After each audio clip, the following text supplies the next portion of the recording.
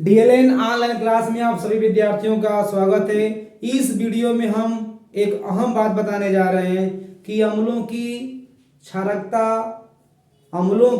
क्षारकता और क्षारों की अम्लता क्या होता है। एग्जाम में एक नंबर का क्वेश्चन करता है, तो हम लोग ये ध्यान देना है कि अध्याय सेकेंड में अम्ल, क्षार एवं लवण में से हमको जानना है कि क्षार की अम्लता क्या होती है और अम्ल की क्षारकता क्या होती है। तो यहाँ पर हम लोग ये जानना चाहते हैं, तो किसी अम्ल की क्षारकता जो होता है अम्ल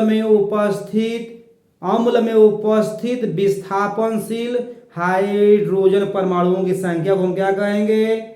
अम्ल की क्षारकता कहेंगे। यानी किसी अम्ल की क्षारकता जो होती है उस अम्ल में उपस्थित विस्थापनशील हाइड्रोजन परमाणुओं की संख्या होता है। जबकि किसी क्षार की अम्लता जो होती है, क्षार में उपस्थित विस्थापनशील हाइड्रोक्साइड आयनों की संख्या होती है, यानी OH- की संख्या होती है। तो इसे हम एग्जाम्पल के द्वारा स्पष्ट कर देंगे। थ्योरी तो आपको बोलते हैं, याद रखेंगे।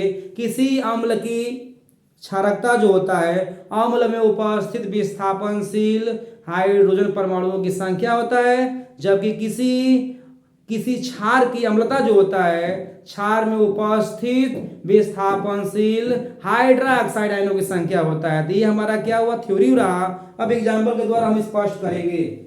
हम लोग एग्जाम्पल के द्वारा क्या करेंगे? स्पष्ट करेंगे। यानी अम्ल की क्षारकता हम लोग लेते हैं। पहले क्या लेंगे हम लोग? अम्ल की क्षारकता। तो यहाँ पर हम कुछ अम्लों का उदाहरण लिख रहे हैं और उस अम्ल में कितने विस्थापनशील हाइड्रोजन संख्या है वहां पर लिख देंगे। तो हम लेते हैं 5 अम्ल का नाम ले रहे हैं। जैसे हमारा है HCl, example number 2 HNO3 nitric acid, number 3 H2SO4 sulphuric acid, number 4 H2C2O4 oxalic acid और H3PO4 फास्फोरिक एसिड। यहाँ पर हम 5 अम्लों का नाम लिए हैं।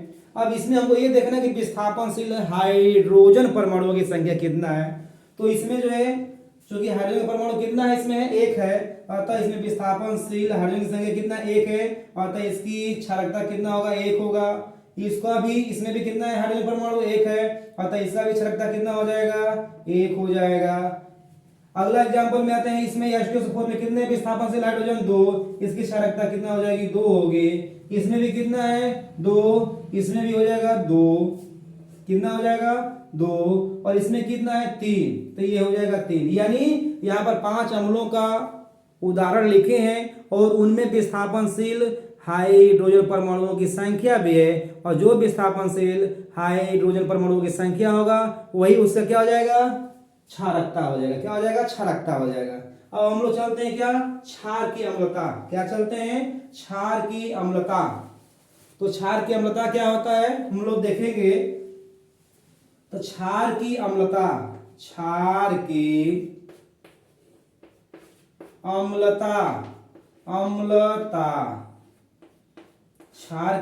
में चलते हैं। हम लोग एग्जांपल लिख रहे हैं। हम बोले थे क्या कि किसी क्षार की अम्लता जो होता है उसमें उपस्थित विस्थापनशील OH- की संख्या होता है। तो जितना भी क्षार में हाइड्रोक्साइड आयनों की संख्या होगा वही उसकी क्या हो जाएगा? अम्लता हो जाएगा। क्या हो जाएगा? अम्लता होता है। चलते हैं एग्जांपल लेकर यहाँ पर चल रहे हैं।